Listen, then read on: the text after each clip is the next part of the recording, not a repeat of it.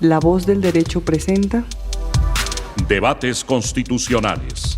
Los grandes temas de la actualidad dentro y fuera de Colombia, con repercusiones en el derecho público y en la actividad estatal, las garantías y los derechos analizados por especialistas. Los acontecimientos, las normas, las decisiones que interesan a la opinión pública bajo la lupa del derecho y la ciencia política. Debates constitucionales. Bueno, el tema de la propiedad, uno de los derechos que prevé la Constitución Política de 1991, doctor Edgar Barajas, es uno de los temas de mayor trascendencia en el derecho constitucional, en el derecho civil, en el derecho administrativo, y vale la pena que lo toquemos también con una visión sobre las consecuencias económicas. En la economía tiene gran impacto el tema de la propiedad. Hoy creo que podemos dialogar un poco acerca de ese derecho a nivel constitucional, porque se ignora a veces el sentido que tiene la garantía del derecho de propiedad en la Constitución. Nuestro Estado, doctor Barajas, es un Estado social de derecho. Y eso se refleja ante todo en el mismo artículo 58 y en general en cuanto a todos los derechos, porque no solo en el derecho de propiedad, sino también en la libertad de empresa, en la libre competencia y en general con una repercusión grande en los aspectos económicos. El artículo 58 de la Constitución consagra la garantía, pero tiene también unos límites y unas restricciones que vale la pena considerar. Doctor Barajas. Buenos días, doctor José Gregorio Hernández. Es un privilegio estar departiendo con usted, tomándonos este café aquí en La Voz del Derecho. Y el programa tiene una razón de ser del mismo nombre y esto invita a reflexionar sobre que hay que invertir de golpe este artículo 58 constitucional, artículo 58, y lo llamamos función ecológica de la propiedad privada en Colombia. O sea, si bien es cierto, e invitamos a todos los radioescuchas que abran en el mismo internet, abran el artículo 58 porque ahí se derivan muchos principios del derecho. Uh-huh. Y entre esos, la función ecológica que debiera ser un derecho fundamental, y ya lo explicamos por qué. Claro, desde luego. La Constitución de 1991 se dice que es una constitución ecológica. Y mire usted que se hace referencia a esa función ecológica tanto en el mismo artículo 58 como en el artículo 333, hablando de la libertad de empresa y de la economía, como decíamos antes. Porque si nos fijamos en esta norma del artículo 333 de la Constitución, se consagra también la actividad económica y la iniciativa privada como libres. Es decir, ahí también hay unos derechos. Pero claramente la Constitución dice, primero, que eso se ejerce dentro de los límites del bien común. Y segundo, dice que la ley delimitará el alcance de la libertad económica cuando así lo exijan el interés social, el ambiente y el patrimonio cultural de la nación. Y hay un derecho al ambiente que también tiene sus repercusiones desde el punto de vista de la propiedad. Correcto. Aquí vamos a hacer un símil de la libertad del preso.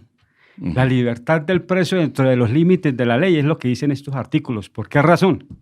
Porque es que si vamos a definir, y aquí, doctor Hernández, hay una sentencia que recoge muchas sentencias, entre esas de las que usted esgrimió, la sentencia 189 del 2006 de la Corte Constitucional, uh-huh, que consagró los elementos esenciales de la propiedad privada.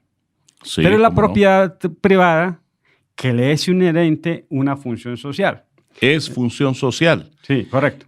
Hubo una discusión muy grande a partir de la reforma de 1936, porque como ustedes recuerdan, la Constitución de 1886 consagraba, por supuesto, el derecho de propiedad y preveía la expropiación, nada más. Pero una expropiación por razones de utilidad pública. No se hablaba todavía del interés social. Ya en 1936, después de que el doctor Alfonso López Pumarejo se posesionó como presidente de la República, y recordemos que la bandera de él era precisamente la de reivindicar esos derechos sociales. Correcto. Y así se consagró en la reforma del 36. Allí, con base en los estudios de León Digui, quien habló de la función social, se dijo, la propiedad es función social. Y entonces vinieron juristas a controvertir la expresión y decían, la propiedad no es función social, tiene función social. Y no es lo mismo. Que la propiedad tenga función social querría decir que prevalece la propiedad y que la función social es algo como posterior desde el punto de vista de un resultado secundario. Correcto. Pero no. Cuando decimos la propiedad es función social, quiere decir que como derecho subjetivo no se garantiza sino en la medida en que repercute en beneficio de la colectividad. Correcto. Por eso de allí, de la función social de la propiedad, se derivó la consecuencia que se plasmó inclusive en leyes de la República de un no reconocimiento al derecho por la pérdida del dominio, por la extinción del dominio, por el abandono, por no explotar un determinado bien durante cierto tiempo. Fue la primera forma de extinción del dominio antes de que se consagrara la extinción del dominio que hoy prevé el artículo 34 de la Constitución. Correcto. Ahí hay dos elementos que ya se encuentran ahí en el artículo 58. Es importante que nos sigan con este artículo. ¿Por qué? Porque una cosa es el uso y otra cosa es la propiedad. Así es. Pero la sentencia C-189 da el concepto de propiedad y lo dice así: derecho real sobre una cosa corporal o incorporal que faculta a su titular para usar, gozar, explotar y disponer de ella. Entonces, disponer es ejercer la propiedad y usarla, como su nombre lo indica, es pues, hacer el usucapir como tal de eso. Pero el verdadero propietario, y lo hemos dicho en los foros ecológicos, el verdadero propietario, el pater dominis, es el Estado. Claro. Y resulta que el Estado también tiene una función pública que no ejerce. ¿Por qué? Por la misma contradicción del artículo 58, y aquí vamos a hacer una crítica constructiva, doctor Hernández, si me lo permite. Porque si a la función privada le es inherente... La función social. Perdón, a la función social le es inherente la función ecológica. Ajá. Y resulta que la función ecológica es un sinnúmero de elementos que lo principal es el agua. Y resulta que el agua, usted lo sabe, doctor Hernández, es un derecho fundamental a la vida y es un derecho fundamental por conexidad jurisprudencial. ¿Cierto? Entonces, si vamos al artículo 58, la función social, ecológica tendría más peso en ese test de razonabilidad de enfrentar esos dos derechos, tendría más peso la función ecológica que la misma función social. Son elementos muy parecidos, pero diferentes al mismo tiempo, porque la función ecológica debe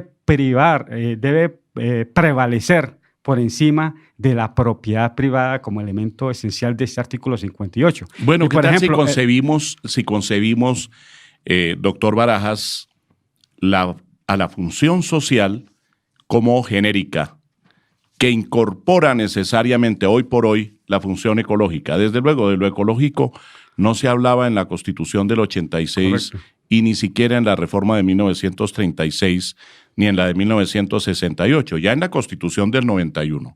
Como decimos, se consagra una Constitución ecológica porque se considera lo que está pasando en el mundo entero, con el ambiente, con la ecología, con la perturbación que se genera muchas veces sin que las personas se den cuenta de lo que están causando.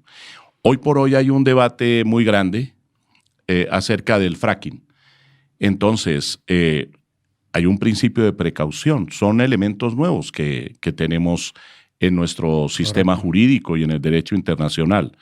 ¿En qué consiste el principio de precaución? En que ante el peligro de que se causen esos efectos dañinos en la ecología, en el agua, en la naturaleza, en la vida misma de las personas, es mejor abstenerse. Claro. Y eso es lo que hizo valer el Consejo de Estado en el último auto, proferido justamente esta semana, en relación con mantener la suspensión provisional de una norma, de un acto administrativo que daba vía libre al fracking. Entonces, esa función ecológica es trascendental, es muy importante, pero yo la incorporo dentro de la función social, no solamente de la propiedad, sino también de la empresa y también de la actividad del Estado, que es un Estado social de derecho. ¿Por qué no podemos concebir un Estado social de derecho en donde la ecología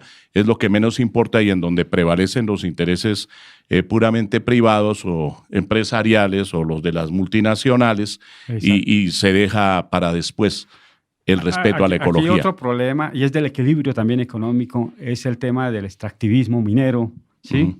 Que llegan las multinacionales, y aquí hicimos un programa muy bueno con el doctor Enrique Vialde, que es el presidente de la Asociación de Abogados Ambientalistas Argentinos, estuvo aquí en La Voz del Derecho. Hicimos un foro también en la ciudad de Bucaramanga con RIPA y aquí él establecía y planteamos la discusión del artículo 58 precisamente se dio aquí también, porque es que, entre otras cosas, en esos elementos esenciales donde se garantiza la propiedad privada, también hay una garantía a la inversión extranjera. Entonces resulta que con esas garantías constitucionales además y que están establecidas en las leyes, resulta que estamos garantizando el deterioro de la misma madre tierra, ¿sí? Por el concepto que prevalece a veces lo económico por encima de lo ecológico. En la interpretación o mala interpretación de las normas. Yo insisto, a mí me parece que la Constitución lo consagra bien. En eso quizá no tenemos nosotros la misma visión. Es decir, las normas, ahí está la norma, pero la norma hay que entenderla como lo ha dicho la Corte Constitucional en esa sentencia que usted menciona y también en sentencias que vienen desde el año 92. Yo recuerdo varias providencias que dictamos con la ponencia muy ilustrativa del doctor Ciro Angarita Barón. Después se dictaron varias sentencias en que se habló del equilibrio entre los derechos, la función pública, la función social y también algo muy importante, los deberes y las responsabilidades. Todo esto está íntimamente vinculado, de manera que haciendo una interpretación integral de la Constitución, tiene cabida la protección de la ecología como uno de los elementos básicos de la función de cualquier derecho, entre otros el derecho a la propiedad. Sí, pero en la práctica es lo que no se da. Ah, bueno, es otra cosa. En la práctica, entonces lo que tenemos es que criticar la práctica. Sí. Pero no, también lo que pasa es que en materia, y usted lo sabe más que yo, usted es autoridad, doctor, en materia de valoración, de normativa, existe una cosa doxológica. Sí. ¿Qué valor prevalece más? Y es ahí donde se interpreta los vacíos de la misma norma, precisamente se suplen con la jurisprudencia, entre otras cosas, constitucional. Afortunadamente. Sí, no, afortunadamente, pero todavía, y es ahí una crítica muy fuerte, todavía la jurisprudencia se queda corta en darle mayor valía al tema ecológico. Y lo decimos sobre todo para los audioescuchas del derecho urbano, en especial. El derecho urbano, este artículo 58 prácticamente es cúspide de toda la irradiación del derecho urbano.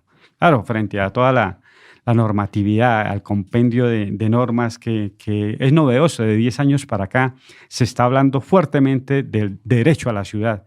Y el derecho a la ciudad no es solamente al casco urbano, sino a la ruralidad, al medio ambiente, a la tierra, a los espacios. Claro. Y resulta que en los espacios vamos a hablar de vacío. Aquí, por ejemplo, no se ha regulado todavía, porque vuelvo y repito, el pater dominis del suelo es el Estado. Pero ¿cuándo vamos a regular hasta dónde va el subsuelo, por ejemplo? No hay norma que diga el subsuelo son 2-3 metros de la superficie hacia abajo. Bueno, porque yo puedo hacer 20 sótanos. Pero hay ya estoy teorías, utilizando, ¿no?, subsuelo. Entonces hay demasiada teoría. Y lo mismo hacia hace arriba. Los sótanos hacia abajo, claro, está utilizando el subsuelo y la Constitución declara que los bienes del subsuelo, los recursos naturales que están allí en el subsuelo, no son del propietario, son del Estado. Y así lo declara Claro, pero no dice a partir de dónde es el subsuelo. Pero no dice. Lo que eso se es ha un vacío, entendido, porque hay los profesores de Derecho Constitucional General. Usted recuerda el libro del doctor Vladimiro Naranjo Mesa, por supuesto, sobre precisamente las bases de los elementos estatales.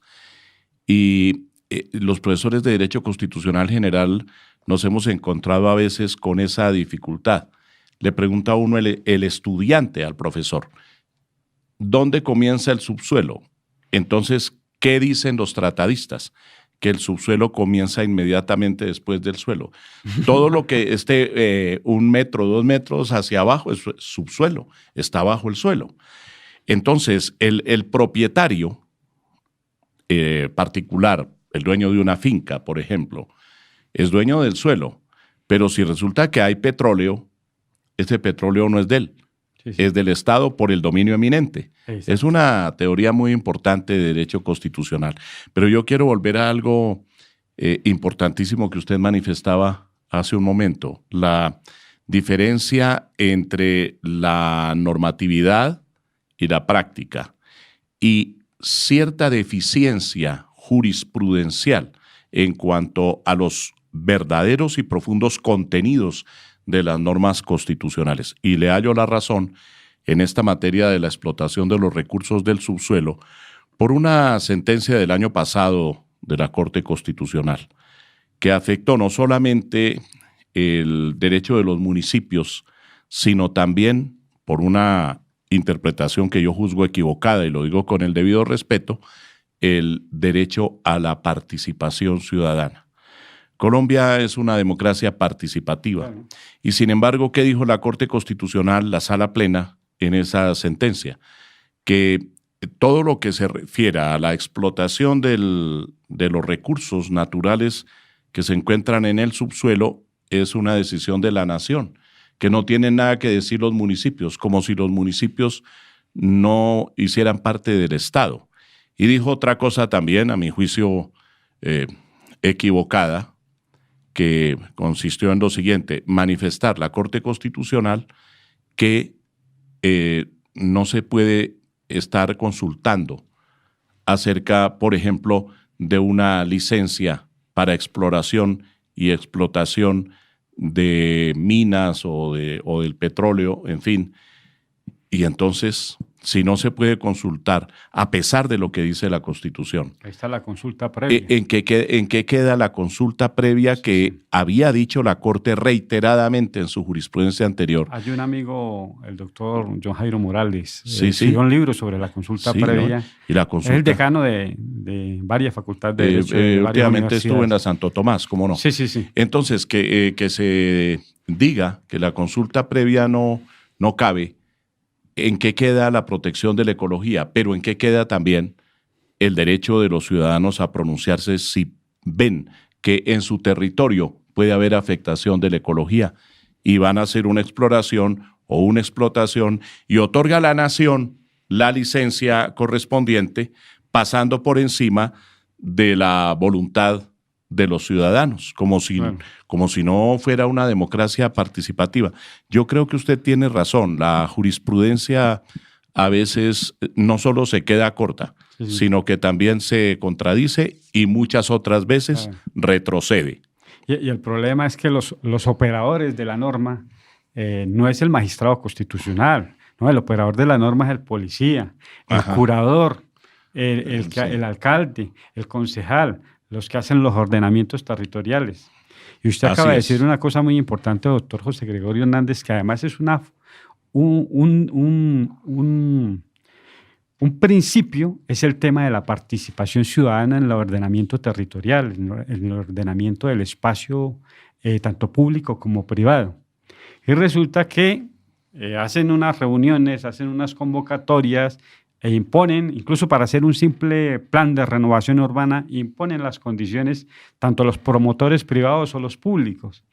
Y resulta que, bueno, la ley está ahí y se ha avanzado bastante, constitucionalmente se ha avanzado bastante, pero reiteramos, en la práctica, el que hace el operativo, el que hace la operación de la norma, el usuario de la norma, tanto el destinatario como el que la controla, puede ser el policía, el que controla una infracción puede urbanística, interpretar mal la norma. interpreta de acuerdo a 6.000 sentencias que le ponen al frente. Sí, entonces es una cosa contradictorias entre sí, muy infortunadamente.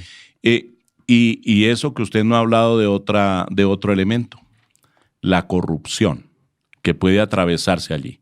Claro. ¿No? Entonces, cuando las normas o la jurisprudencia son contradictorias, ese es caldo de cultivo para la corrupción. Y desde luego, y se presentan situaciones muy graves, claro, en distintos lugares del territorio. Pero precisamente programas como este son importantes para transmitir al ciudadano el concepto básico, para que también, como lo dice el artículo 48 de la Constitución Política, vayamos al fondo de las instituciones y para que se haga la divulgación constitucional, dice el artículo 41. Sí. La pedagogía constitucional. Correcto. Y lo otro que no se nos puede quedar en el tintero es el tema de las cargas.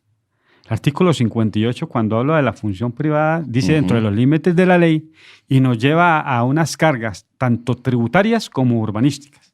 Claro. Claro. Las zonas de cesión. Entonces, a veces, y usted habla de la corrupción, a veces en un pueblo se puede poner de acuerdo el consejo y el alcalde y ordenan hacer edificios de 20 pisos si quieren. El tema del agua y el tema de la función ecológica. Claro. Entre ellos mismos tienen la potestad de modificar su ordenamiento territorial. Además que de un pueblo a otro fusilan la norma. Y la fusilan mal, no adaptan las características, la identidad cultural, las dimensiones que tiene el ordenamiento territorial, dimensión económica, dimensión cultural, dimensión de la inclusión social característica de cada pueblo, porque un pueblo indígena o un pueblo cerca a una capital como la de Bogotá es diferente los espacios y los equipamientos que debe tener, los ejidos que debe tener ese ordenamiento. Y como las ciudades son desordenadas, que es otro principio, la equística es ordenar el territorio, pero ordenar el territorio es como ordenar un océano o un río, eso está en permanente movimiento. Y eso es lo que llamamos el crujir social, quitar de aquí y poner allá.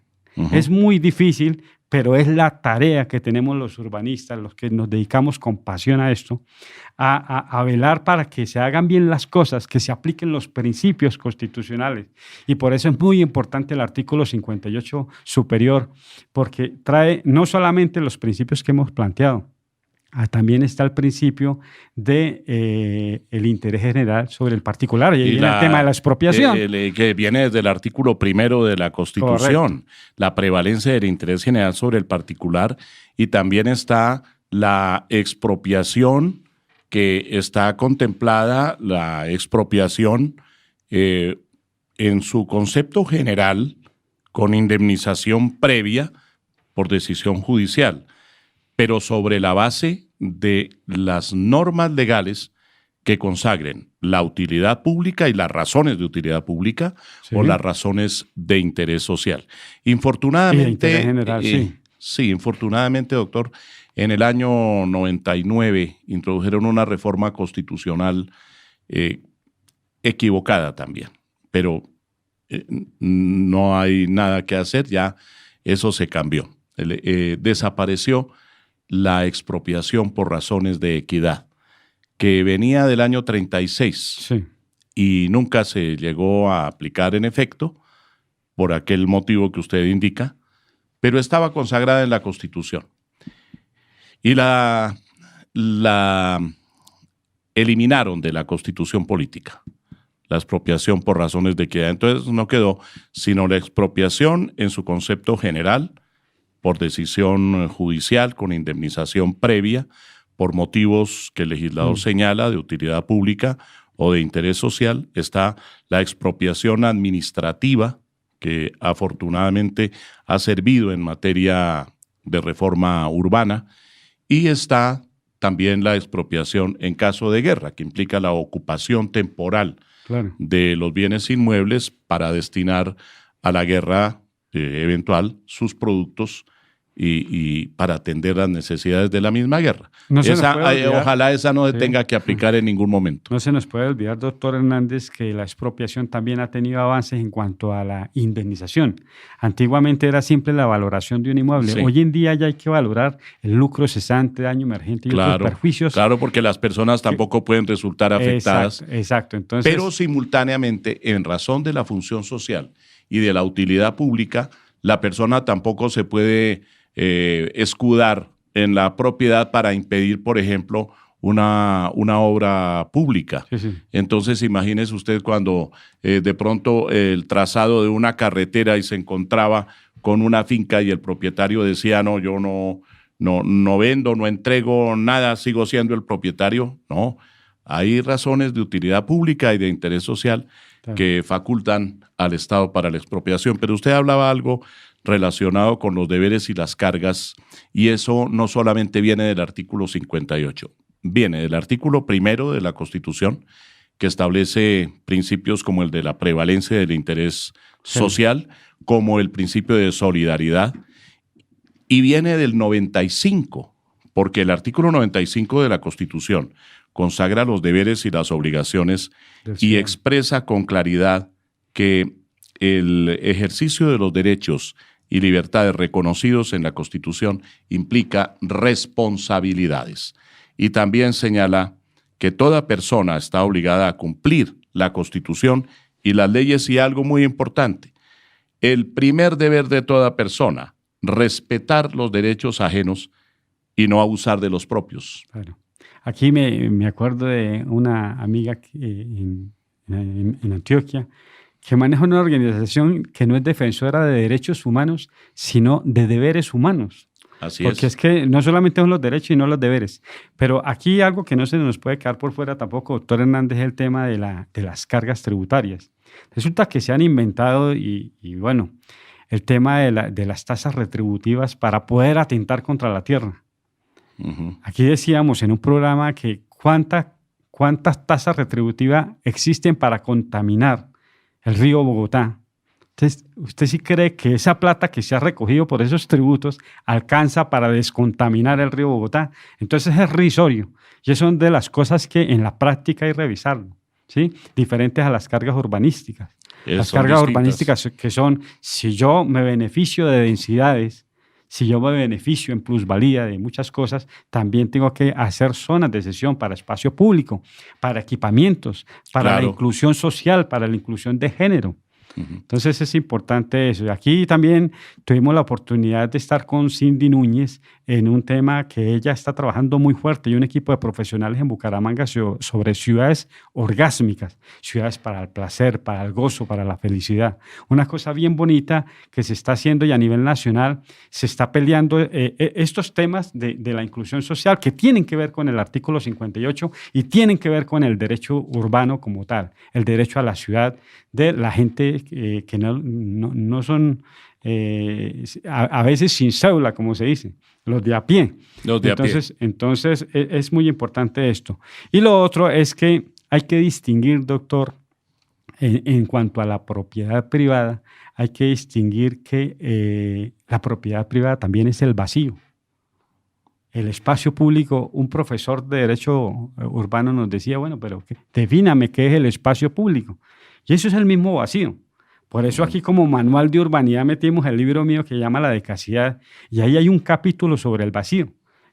O sea, si yo tengo 10 pisos de ahí para arriba, en la copropiedad me puedo poner de acuerdo, y si el ordenamiento me lo permite, yo puedo utilizar ese vacío a la cual tengo derecho. Lo mismo hacia abajo o hacia afuera.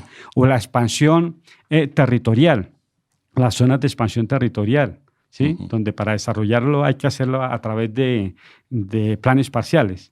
Pero en fin, yo creo que hablando de vacío, se nos acabó el tiempo. Sí, doctor Barajas, se nos acabó el tiempo. Les agradecemos los dos muchísimo a nuestros seguidores, tanto del programa Debates Constitucionales como del programa Derecho Urbano e Inmobiliario. ¿No es cierto? Que usted muy acertadamente dirige. Y yo únicamente quiero apuntar algo en relación con lo que usted manifestaba hace un momento sobre la tributación y sobre las cargas fiscales. El sistema colombiano tiene que ser equitativo. Y lo que estamos viendo en la práctica en cuanto al sistema tributario es que no es equitativo. No es equitativo. Y es que ya no solamente tenemos el impuesto predial y una cantidad de cargas inherentes, la valorización también, por ejemplo, en la capital de la República. Y algún día además tenemos que discutir aquí eso del sistema tributario que prácticamente está llevando en muchos casos a desconocer el derecho de propiedad y casi a confiscación. Bueno, muchísimas gracias entonces a nuestros seguidores tanto de debates constitucionales como de derecho urbano e inmobiliario, doctor Barajas. Gracias, doctor Hernández, y a nuestros audioescuchas. Esperamos que nos sigan escuchando y que sigan participando. Hemos recibido muchas observaciones favorables, críticas también bienvenidas, porque de eso se trata, que la ciudadanía se sintonice con el derecho, y este es el único programa a nivel latinoamericano donde es especializado en temas de derecho. Pero el derecho no solamente para abogados, sino para la ciudadanía. Mil gracias. Hasta pronto. La Voz del Derecho presentó Debates constitucionales.